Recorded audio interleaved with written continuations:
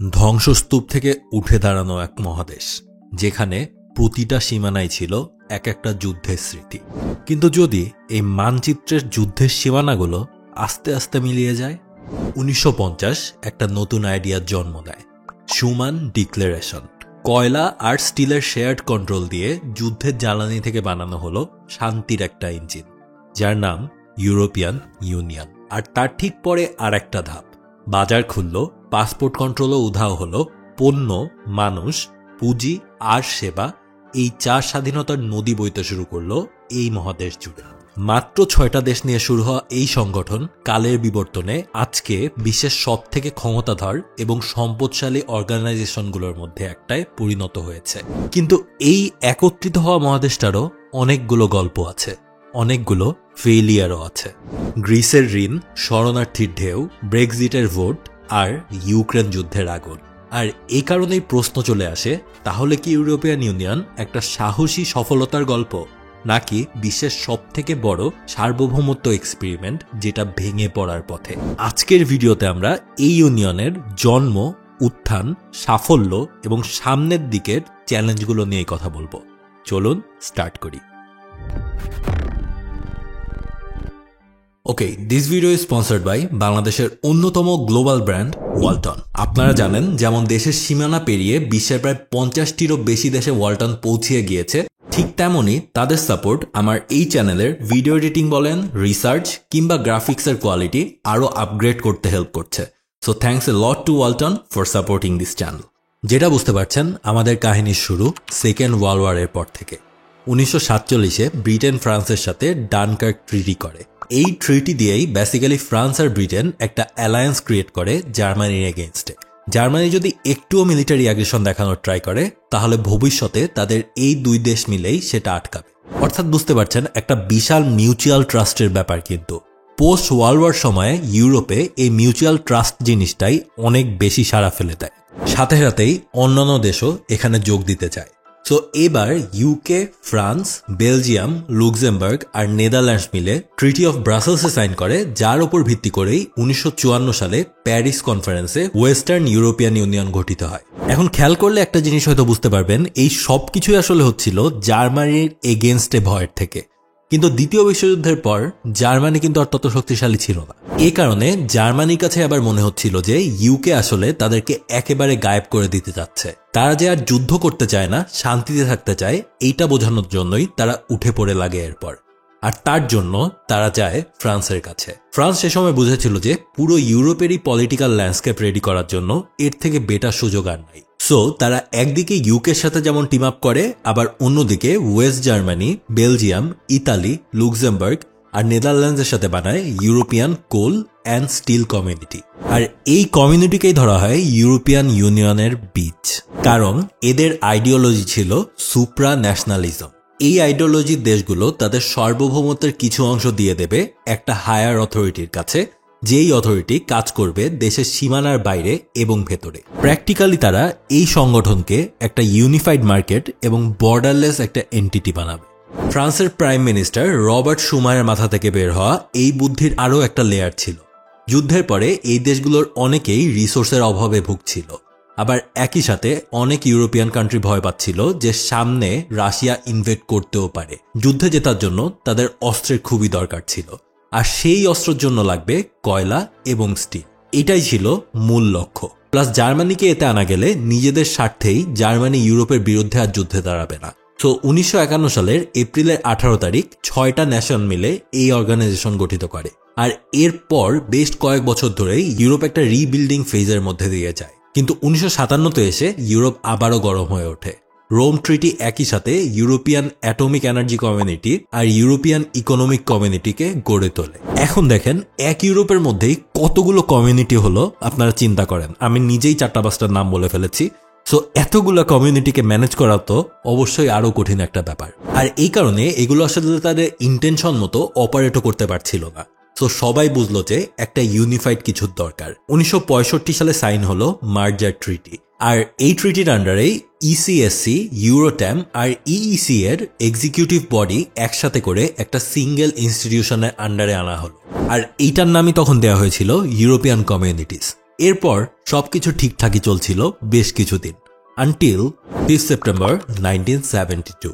Second world ওয়ারে Nazi জার্মানির হলোকস্টের চিহ্ন মুছে নিজেদের নতুন করে পৃথিবীর সামনে তুলে ধরার অনেক বড় একটা স্টেপ ছিল এই 72-এর মিউনিক অলিম্পিক।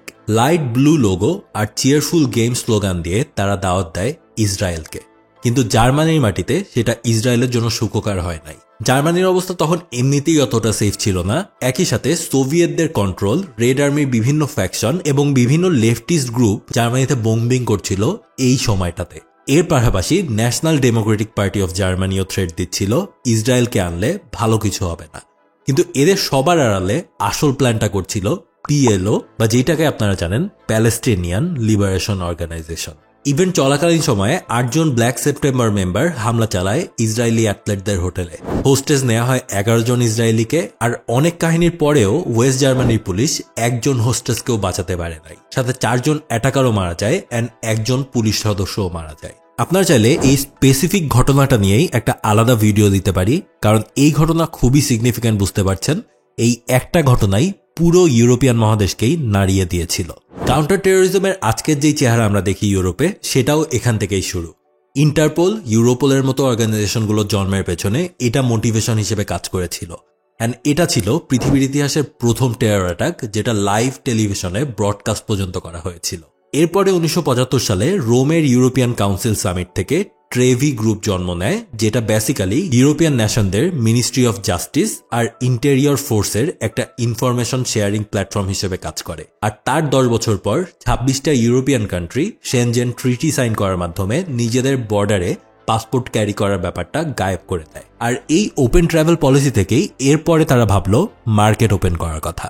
1986 সালে সিঙ্গেল ইউরোপিয়ান অ্যাক্টের মধ্যে দিয়ে ইউরোপিয়ান পলিটিক্যাল কোঅপারেশন আর সিঙ্গেল ইউরোপিয়ান মার্কেটে কাজ শুরু করে। এর মাঝে আবার 1980-তে ইউরোপিয়ান মনিটারি সিস্টেমের আন্ডারে ইউরোপের সব সেন্ট্রাল ব্যাংকগুলোর মধ্যে কোঅপারেশনের কাজ শুরু হয়। এই অর্গানাইজেশন ইউরোপিয়ান কারেন্সিগুলোকেও এক্সচেঞ্জ রেট কন্ট্রোল করার ট্রাই করে, যেখান থেকেই জন্ম নেয় আজকের দিনের ইউরো। সেটা যদিও আরো পরের কথা, আমরা এই সময়টাতে আর কি হয় সেটা একটু বলি। এর পরবর্তীতে 1992 সালে মাস্ট্রিক্ট ট্রিটিকে ধরা হয় ইউরোপিয়ান ইউনিয়নের জন্মক্ষণ হিসেবে। এই ট্রিটির মধ্যে দিয়েই ইউরোপিয়ান সিটিজেন কনসেপ্টটা বাস্তব হওয়া শুরু করে। অ্যান্ড ফাইনালি আজকের দিনের ইউরোপিয়ান ইউনিয়নের জন্ম হয়। আজকের দিনে এই 2025-এ এসে এই ইউরোপিয়ান ইউনিয়নের মোট 27টা দেশ আছে, আর এই 27টা দেশই দাঁড়িয়ে আছে মোট 4টা ফ্রিডম প্রিন্সিপালের উপর ভিত্তি করে। এই 4টা ফ্রিডম হচ্ছে ওয়ার্কার্স, গুডস, ক্যাপিটাল আর সার্ভিসেস। এই 4টা জিনিসই 27টা দেশের বর্ডার দিয়ে একেবারে ফ্রিলি মুভ করতে পারবে। কোয়েশ্চেন আসতেই পারে, এর বেনিফিটগুলো কি? প্রথমেই আসে পার ক্যাপিটা ইনকাম। 2019-এর একটা স্টাডি মতে পুরো ওয়ার্ল্ডের তুলনায় ইউরোপিয়ান সিটিজেনরা 840 ইউরো অন এভারেজ বেশি ধনী। তার কারণ এই ওপেন মার্কেট। ইউরোপের 19টা দেশ একটা কমন কারেন্সি ইউজ করে। স্পেনে বানানো প্রোডাক্ট তারা বেচতে পারে নেদারল্যান্ডসে, কোনো ট্যাক্স নাই, ট্যারিফ নাই। আগে যেখানে দেশ হিসেবে সাবসিডি দেওয়া হতো, এখন এগ্রিকালচারাল সেক্টরে সেই সাবসিডি আসে ইউরোপিয়ান ইউনিয়ন থেকে। সো কোনো দেশ জাস্ট নিজে আগাচ্ছে না, এই ইউনিয়নের সবাইকে নিয়েই আগাচ্ছে। যে কোনো trade delay European union always upper hand পায়, কারণ ইউরোপিয়ান ইউনিয়নের সাথে ডিল মানে একসাথে 27টা দেশের মার্কেট পাওয়া। এইটার লোভে যে কোনো এন্টিটি ওদেরকে অ্যাডভান্টেজ দিয়ে হলেও ডিল করতে চায়। আর এই একই পাওয়ার তারা ইউজ করে বিভিন্ন ইন্টারন্যাশনাল কমিউনিটিতেও, যেখানে ডিরেক্ট ইউ এর আন্ডারে না গেলেও তারা ব্যাক চ্যানেলে ঠিকই নিজেদের কমিউনিকেশন চালাতে থাকে। আর আরো বড় একটা বেনিফিট আসে হচ্ছে সিকিউরিটির দিক থেকে। ন্যাটো কানাডা আর আমেরিকার সাথে বেশিরভাগ ইউরোপিয়ান অর্গানাইজেশনগুলোকেই অ্যাড করে। পাশাপাশি ইউরোপিয়ান ইউনিয়নের কারো উপরই অ্যাটাক হলে বাকি সব দেশ সেটার মোকাবেলা করবে। কিন্তু যেই সব দেশ হিস্টোরিক্যালি নিউট্রাল পজিশন নিতে চায়, যেমন ধরেন আয়ারল্যান্ড, সুইডেন, এদের জন্য আবার নিউট্রালিটির অপশনও খোলা আছে। প্লাস নিজেদের মধ্যে ইন্টারনাল কমিউনিকেশনের এই কালচার তাদের কাউন্টার টেরোরিজম সেলগুলোকেও অলমোস্ট দুর্ভেদ্য করে ফেলেছে। আর এই শক্তিগুলোর কারণেই 2025-এ এসে ইইউ এর মধ্যে এমন কথাও তো উঠেছে যে তারা আমেরিকাকে তাদের সিকিউরিটি অ্যালাই হিসেবে রাখবেই না। আর ইইউ হয়তো খুব দ্রুতই স্ট্র্যাটেজিক অটোনমির দিকেও যেতে পারে। এখন একটা স্বাভাবিকভাবেই প্রশ্ন আপনাদের আসবে যে এই ইউরোপিয়ান ইউনিয়ন কিন্তু একটা রিজিওনাল অর্গানাইজেশন। এই ধরনের রিজিওনাল অর্গানাইজেশন আমরা আমাদের দেশের আশেপাশেও অনেক দেখেছি, যেমন সার্ক বলেন বা আসিয়ান বলেন, বাট তারা কিন্তু এতটা সাকসেসফুল না ইউরোপিয়ান ইউনিয়ন যতটা বেশি। এই সাকসেসের পিছনের কারণটা কি? এখানে বেশ কয়েকটা অ্যাঙ্গেল আছে। ইউরোপ মোট 2টা ওয়ার্ল্ড ওয়ার একদম সরাসরি ফেস করেছে। এটা জাস্ট ইমাজিন করেন 30 বছর আগেও যারা পৃথিবী শাসন করেছে, যে ইউরোপেরই একটা দেশের সাম্রাজ্য এতই বিশাল ছিল যে সূর্য সেখানে কখনো অস্ত যেত না, বুঝতেই পারছেন ব্রিটেনের কথা বলছি, সেই ইউরোপই সেকেন্ড ওয়ার্ল্ড ওয়ারের পর আমেরিকার কাছ থেকে লোন নিয়ে চলেছে। গ্লোবাল ট্রেড কারেন্সি যখন ডলারে কনভার্ট করা হয়েছে, তারা সেখানে কোনো বাধা দিতে পারে নাই। আর এরপর 70-এর দশকের মিউনিক টেরর অ্যাটাকের সময় তারা ডিসিশনে নিতে পারছিল না যে হোস্টেসদের কিভাবে বের করে আনবে। আর অন্যদিকে আয়ারল্যান্ড আর নর্ডিক কয়েকটা দেশ এবং ইউক্রেনের কিছু জায়গা ছাড়া বেশিরভাগ ইউরোপিয়ান কান্ট্রি তো আসলে খাদ্যশস্য উৎপাদনের জন্য একেবারে আইডিয়াল জায়গাও না। আর এত কিছু ফেস করে এসেছে বলেই তারা জানে কিভাবে সার্ভাইভ করতে হয়। আর আরো একটা জিনিস আপনারা হয়তো জানেনই, ইউরোপের যে রয়্যাল ফ্যামিলিগুলো আছে তারা সবাই কিন্তু একজন আরেকজনের সাথে রিলেটেড।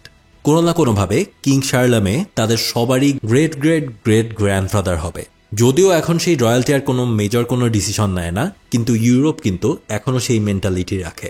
ফ্রান্স হয়তো জার্মানিকে দেখতে পায় না, ইতালি হয়তো গ্রিসকে দেখলে এখনো নিজের স্টেট ভাবে, কিন্তু যখন কোনো এক্সটার্নাল থ্রেটের প্রশ্ন আসে ইউরোপ তখন একসাথে হয়ে যায় বা হয়ে যেতে বাধ্য হয়। আর এই একসাথে হয়ে যাওয়ার চাওয়াটাই এনাফ। এই একসাথে হওয়ার চাওয়াটাই সাবকন্টিনেন্টের দেশগুলো চাইতে পারে নাই বলে আমাদের সার্ক কখনো দাঁড়াতে পারে নাই।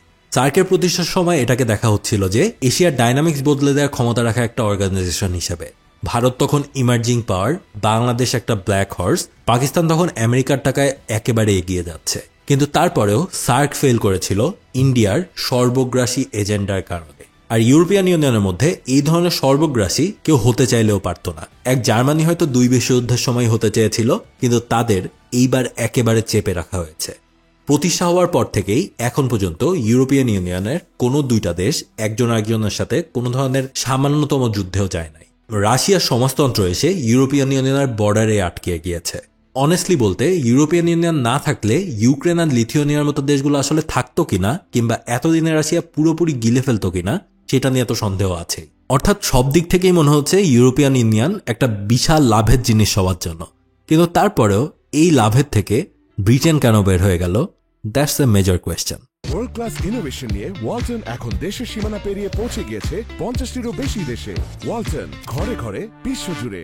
এটা একদম সিম্পলিফাইড অ্যান্সার দিতে হলে বলতে হবে, এই ধরনের অর্গানাইজেশনের পার্ট হতে হলে আপনাকে আপনার দেশের সার্বভৌমত্বের একটা অংশ আসলে দান করে দিতে হয়। That is risky for Britain. এখানে financial issues and risk of war এগুলো তো আছেই। জিওগ্রাফিক লোকেশনের কারণে এই ব্রিটেন স্ট্র্যাটেজিক্যালি খুবই সেফ একটা পজিশনে বরাবরই থাকে। সো ইউরোপিয়ান ইউনিয়নের প্রোজ এবং কনস ধরে সেটা ব্রিটেনের জন্য খুব একটা সেন্স মেক হয়তো সে সময় করেনি। কিন্তু তারপরেও ওরা যে বের হওয়ার জন্য ভোট নিয়েছিল, সেখানে জাস্ট 2% কম ভোটের জন্য ব্রেক্সিট পাস করে। তো আসলে এটা বলাও যায় যে ব্রিটেনের অনেক মানুষই আসলে চায় যে তাদের দেশ ইইউতে থাকুক, এবং পুরো ইউরোপের মানুষ এটা তো চায়। আর এই চাওয়ার কারণেই ইউরোপিয়ান ইউনিয়ন একটা সাকসেস। আজকের দিনে এসেও এই কমিউনিটি পুরো পৃথিবীকে ইনফ্লুয়েন্স করার একটা ক্ষমতা তো রেখেই যায়। কিন্তু এত কিছুর পরেও 27টা দেশ একসাথে হয়েও এখনো ইউনিট ট্রেডে সেকেন্ড পজিশনে আছে এরা world wide. The question is, 1 নম্বরে কে? ইউএসএ। একদমই একা একটা দেশ, কোনো অর্গানাইজেশন করে না। এত কিছুর পরেও ইউরো এখনো second most used currency, first না। তার উপর এই ইউরোপিয়ান ইউনিয়নে এখন আবার ইউকে নাই, যেটা একটু আগেই বললাম। তার সাথে 2008-এর financial and sovereign debt crisis, এরপর 2015-এর মাইগ্রেশন ক্রাইসিস, কোভিড আর রাশিয়া ইউক্রেন অ্যাটাকের বিরুদ্ধে নিজেদের থেকেই ইউরোপিয়ান ইউনিয়ন দাঁড়াতে না পারাটা বেশ চোখে লাগার মতো একটা ব্যাপার। আর এইসব কারণেই এখন আবার অনেক সময় কথা ওঠে যে এই ইউরোপিয়ান ইউনিয়ন নাকি ফেইল করেছে। চলেন এই ফেইলিয়ারের অ্যাঙ্গেলটা এখন একটু দেখি। প্রথম ইস্যুটা আসে সার্বভৌমত্বের বিষয়ে। নিজের দেশে সার্বভৌমত্বের একটা অংশ দিয়ে দেওয়াটা অলওয়েজ একটা গ্রে এরিয়া। নরওয়ে আর সুইজারল্যান্ড এই কারণেই জয়েন করে নাই মেইন ইউরোপিয়ান ইউনিয়নে। ব্রেক্সিটের পর হাঙ্গেরিও এখানে থাকবে কিনা সেটা কনসিডার করছে, কারণ ওই মিউচুয়াল বেনিফিটের জায়গা থেকে ইউরোপ নাকি আস্তে আস্তে আবার বের হয়ে আসছে। দ্বিতীয় বিশ্বযুদ্ধের পর তাদের যেই ঘুরে দাঁড়ানোর স্ট্রাগলটা ছিল সেটা আর এখন নাই। ইউনাইটেড থাকলেও ইউরোপের জাতিভেদের রেশারেশি 1000 বছরের পুরাতন। সো ভেতরে ভেতরে ন্যাশনালিটির আর সুপিরিয়রিটির একটা ক্ল্যাশ তো লেগেই থাকে। সেকেন্ডলি, যখন 19টা দেশ একই কারেন্সি ইউজ করবে, তখন মনিটারি পলিসি এমনভাবেই বানাতে হবে যেন সেটা ওই 19টা দেশেরই উপকার আনে। পৃথিবীর যে কোনো একটা দেশের সব সেক্টর ঠিক রেখে সেই পলিসি বানাতেই তো নীতি নির্ধারকদের জান বের হয়ে যায়। আর 19টা দেশের সব ঠিক রাখা নিয়ারলি ইম্পসিবল। একই সাথে পলিটিক্যাল অ্যাম্বিশনের ক্ষেত্রেও এই সবগুলো দেশেরই মিল থাকতে হবে। যে কোনো একটা দেশের অল্প একটু গ্যাঞ্জামি প্রায় সব দেশে ইম্প্যাক্ট ফেলবে, যেটা আমরা দেখি 2010 থেকে 12 এর গ্রিসের রিসেশনের সময়। পুরা ইউরোপিয়ান ইউনিয়নকেই অলমোস্ট ইকোনমিক ডেঞ্জারে ফেলে দিয়েছিল জাস্ট একটা দেশের অর্থনৈতিক মন্দা। কিন্তু যেই জিনিসটা আবারও এই ধারণার জন্ম দিচ্ছে যে ইউরোপিয়ান ইউনিয়ন আসলে ফেল করছে কিনা, সেটা হচ্ছে জার্মানির উত্থান। এই শতাব্দীতে ইউরোপিয়ান ইউনিয়নের সবথেকে ইনফ্লুয়েন্সিয়াল মেম্বার হচ্ছে জার্মানি। তাদের সাবেক চ্যান্সেলর অ্যাঞ্জেলা মার্কেলকে তো একসময় ইউরোপের চ্যান্সেলরই বলা হতো। 2015 সালে মোট 1 মিলিয়নেরও বেশি রিফিউজি ইউরোপে আশ্রয় খুঁজতে আসে। জার্মানি নিজেদের বর্ডার খুলে দেয় অ্যান্ড ডিমান্ড করে যে ইউনিয়নের অন্যান্য দেশগুলোরও সেটা করতে হবে। যখন অন্যান্য দেশ সেটা করতে রাজি না হয়, তখন জার্মানি ইউনিয়নের মাধ্যমে প্রতিটা দেশের ওপর তাদের একটা করে কোটা আরোপ করে রেফিউজি নেয়ার জন্য। আলটিমেটলি সেইটা তখন না হলেও হাঙ্গেরি কিন্তু সরাসরি জার্মানির দিকে আঙ্গুল তুলেছিল নিজেদের ন্যাশনাল এজেন্ডা পুরো কন্টিনেন্টের ওপর চাপিয়ে দেওয়ার জন্য। আর তখন থেকে আসলে হাঙ্গেরি এই ইউনিয়ন থেকে সরে আসার কথা আস্তে আস্তে ভাবতে শুরু করে। এরপরে আসে স্পেন্ডিং ক্যাপাসিটি। ব্রেক্সিটের সময় একটা কমন ক্লেম ছিল যে ইউকে ইউনিয়নকে প্রতি সপ্তাহে প্রায় 350 মিলিয়ন ইউরো পাঠায়। যেই ক্লেম পরবর্তীতে ভুল প্রমাণিত হলেও পাবলিক সেন্টিমেন্ট তো বোঝাই যায় এর থেকে। ইউরোপের অনেক মানুষই বিশ্বাস করে যে ইউনিয়নকে ফান্ডিং করতে গিয়ে বড় বড় দেশগুলো তাদের ডোমেস্টিক প্রোগ্রাম আর সিভিলিয়ান রাইটসের দিকে নজর দিতে পারছে না। 1950-এর দিকে রিজিওনাল পিস যেমন সবার মাথায় ছিল, ফ্যাসিবাদের জন্ম যেমন সবাইকে তখন ন্যাশনালিজম থেকে কিছু সময় দূরে সরিয়ে দিয়েছিল, সেই সময়টা এখন আর নাই। ইউরোপিয়ান ইউনিয়নের বাজেট ঠিক করে দেয়া, মাইগ্রেশন কোটা, ইন্টারনাল অ্যাডমিনিস্ট্রেটিভ ডিসিশনে হস্তক্ষেপ আস্তে আস্তে তাদেরকে আনপপুলার করে তুলেছে। কিন্তু এই ইউরোপিয়ান ইউনিয়নের ফিউচার নিয়ে কথা বলতে গেলে এখানে এখনো অনেক বড় একটা ফ্যাক্টর হচ্ছে আমেরিকা, বা আরও স্পেসিফিকভাবে বললে ডোনাল্ড ট্রাম্প। ট্রাম্পের পাওয়ারে আসা ওয়েস্টার্ন অ্যালায়েন্সের ডেথ বলা হয়। আরব বসন্ত যখন ব্যাকফায়ার করা শুরু করে, ওবামা অ্যাডমিনিস্ট্রেশন সেই সময় থেকেই ইউরোপের থেকে দূরে সরে যেতে থাকে। রাশিয়ার ইউক্রেন অ্যাটাক সেই প্রসেসে একটু বাধা দিলেও আমেরিকার ফোকাস এখন কিন্তু চায়না আর এশিয়াতে। ইউরোপ আর আমেরিকাকে অ্যালাইন রেখেছিল anti fascist, pro democratic mentality আর ইন্টারন্যাশনাল ল। ট্রাম্প এই সব কিছুরই অপোজিট একটা পাওয়ার। তিনি ক্ষমতায় আসার পর থেকেই জার্মানি তাদের মিলিটারি বাজেট বাড়ানো শুরু করেছে। ইতালি, ফ্রান্স আর জার্মানিতে ফার রাইট পলিটিক্যাল অ্যাক্টিভিস্টরা মানুষজনদের সাপোর্ট পাচ্ছে। আমেরিকা মনে করছে এশিয়াই হচ্ছে ফিউচার মার্কেট অ্যান্ড ওয়ার্ল্ডের ইন্ডাস্ট্রিয়াল হাব, অ্যান্ড এই জিনিসটাই ইউরোপের জন্য কিন্তু একটা থ্রেট। প্লাস আমেরিকা সাপোর্ট না থাকলে যে এই 27টা দেশের কোয়ালিশন, ইউরোপিয়ান ইউনিয়নও ইন্টারন্যাশনালি তেমন কিছু আসলে করতে পারে না। ট্রাম্প ক্ষমতায় এসে সেটা একদম সবার মুখের ওপর দেখিয়ে দিয়েছে। কিয়োটো প্রোটোকল তারা মানবে না সেটা বলে দিয়েছে। মানে আমেরিকা তাদের গ্রিনহাউস গ্যাস এমিশন কমাবে না, আর আমেরিকা বলার পর চায়না ঘোষণা না দিলেও ওদের এমিশন লেভেল রাইজ করছে। অন্যদিকে USA United Nations, UNESCO, World Trade Organization থেকে ফান্ডিং সরিয়ে নিবে এটাও বলেছে। আর সেটা হলে ইউরোপিয়ান ইউনিয়নের সাধ্য নাই এদেরকে সচল রাখার, কারণ তাদের নিজেদের দেশের মানুষরাই আসলে চাচ্ছে না বাইরে কোথাও টাকা ঢালতে। এইখানে একটা মজার কাহিনী বলি। আজকে ডোনাল্ড ট্রাম্প আর এলন মাস্ক যেই পলিটিক্যাল সাইডে আছে, হিটলারও কিন্তু অলমোস্ট সেই ফার রাইটেরই ছিল। আরও একজন ছিল, সে হচ্ছে হেনরি ফোর্ড। এই লোক হিটলার আর আমেরিকা অ্যালায়েন্সের বিশাল একজন সাপোর্টার ছিলেন। ইভেন একটা সময়ে কনসিডার করা হচ্ছিল যে তিনি প্রেসিডেন্ট ইলেকশনের জন্য রানও করতে পারেন। এমনকি সেই বিশ্বযুদ্ধের সময়ে ফার রাইটের পক্ষে পাবলিক সাপোর্টেও সে সময় ছিল। প্রবাবলি পার্ল হারবার না ঘটলে ওয়ার্ল্ড ওয়ারের হিস্ট্রি ডিফারেন্ট হলেও হতে পারত। আর বর্তমানে ইউরোপে সেই ফার রাইটই আবারও উঠে দাঁড়াচ্ছে। আমেরিকা ফার রাইটেই আছে, অন্যদিকে এশিয়াকে কিন্তু বলা যায় লেফটে আছে, এবং একই সাথে তাদের প্রোডাকশন ক্যাপাসিটি দিয়ে তারা পুরো দুনিয়াকে নিজেদের কাছে টেনে আনছে। ইউরোপিয়ান ইউনিয়নের ইউনিফাইড গ্রোথের সময় আস্তে আস্তে হয়তোবা শেষ হয়ে আসছে। আর এই সব কিছুর কারণেই আসলে কোয়েশ্চেন চলে আসে যে ইউরোপিয়ান ইউনিয়নের আসলে কি বিদায় ঘন্টা বাজছে? একদম অনেস্টলি বললে আসলে না। সমালোচনা আছে, ফেইলিয়ারও আছে, কিন্তু স্টিল আজকের দিনে ইউরোপ যে এত দূর এগিয়ে আসতে পেরেছে এর অনেক বড় ক্রেডিটই ইউরোপিয়ান ইউনিয়নের। কোভিডের সময় তারা 2 ট্রিলিয়ন ইউরোর প্যাকেজ লঞ্চ করেছিল প্যান্ডেমিকের ধাক্কা কাটিয়ে উঠতে ইউরোপের দেশগুলোকে হেল্প করার জন্য। আর টু দিস ডে ইউক্রেনের যুদ্ধে ইউরোপ হেল্প করে যাচ্ছে, যেখানে ট্রাম্প পাবলিকলি ইউক্রেনের প্রেসিডেন্টকে অপমান করেছিল। ইউরোপ এখনো পুরো বিশ্বের ড্রিম কন্টিনেন্ট হিসেবেই আছে, আর তার কারণ ইউরোপিয়ান ইউনিয়নই।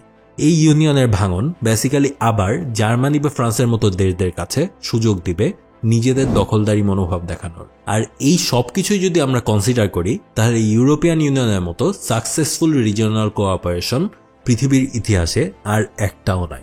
কিন্তু তাদের সামনে অবশ্যই বিশাল কিছু চ্যালেঞ্জ আছে, যেগুলাই ওভারকাম করা এখন তাদের মূল লক্ষ্য হওয়ার কথা। সো এই ছিল ভিডিও। আমি জানি এই ভিডিওটা একটু বেশি হয়তো বা থিওরিটিক্যাল হয়ে গিয়েছে। আমি রিসেন্ট কোনো ঘটনা বা এই ধরনের কিছু না বলে একেবারে থিওরিটিক্যাল সাইড থেকে বলার ট্রাই করেছি।